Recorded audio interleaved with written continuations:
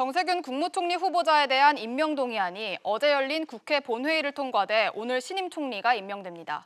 또 여야 갈등을 빚어왔던 검찰과 경찰의 수사권 조정 관련 법안과 유치원 3법 등 각종 안건이 또 통과됐습니다. 자세한 이야기 취재기자와 함께 나눠보겠습니다. 엄하은 기자 나왔습니다. 자, 엄 기자, 먼저 정세균 국무총리 쪽부터 좀 보죠. 결국 임명동의안이 가결이 됐습니다. 네, 그렇습니다. 정세균 국무총리 후보자가 이낙연 국무총리에 이어 문재인 정부 두 번째로 총리로 취임하게 됐습니다. 어제 저녁 열린 국회 본회의에서 정세균 후보자에 대한 임명 동의안이 통과됐는데요. 투표에는 278명이 참여했고 찬성 164표로 동의안은 가결 처리됐습니다. 정 후보자는 임명 동의안 처리에 반대해온 자유한국당 의원들도 이번 투표에는 참여했습니다. 하지만 이후 안건에 대해서는 보이콧을 선언하면서 표결 처리에 참여하지 않았습니다. 문재인 대통령은 오늘 정세균 후보자에게 임명장을 수여할 방침입니다.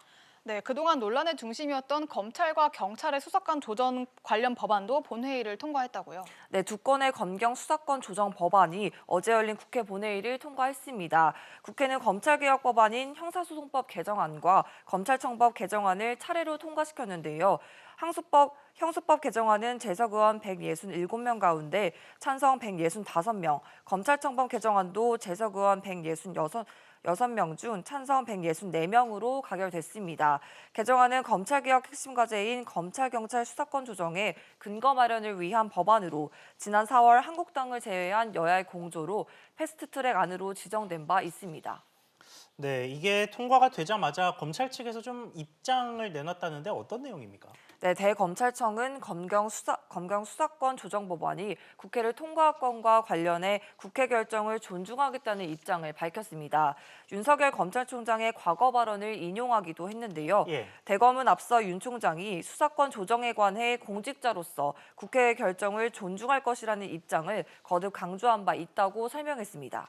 네, 또 한편 사립유치원의 비리를 근절하도록 하는 유치원 3법도 본회의를 통과했죠. 네, 유치원 3법이 소관 상임위원회인 국회 교육위원회에서 패스트트랙 법안으로 지정된 지 380여일 만에 본회의를 통과했습니다. 유치원 3법은 유아교육법, 사립학교법, 학교급식법 일부 개정안 등을 말하는데요.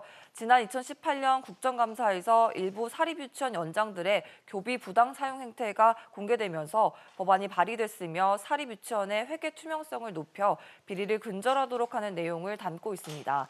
이번 개정안은 사립유치원에도 회계 프로그램 사용을 의무화하는 조항을 담았고 공모 절차를 통해 원장을 선발하는 유치원과 대통령령으로 정하는 규모 이상의 유치원은 유치원 운영위원회를 두도록 하기로 했습니다. 또 교비회계에 속하는 수입이나 재산을 교육 목적 외로 부당하게 사용할 경우 처벌하도록 하는 조항을 담았는데요. 원안보다 처벌 수위가 강화돼 위반될 경우 2년 이하 징역 또는 2천만 원 이하의 벌금에 처하도록 했습니다. 네, 엄 기자 이야기 잘 들었습니다.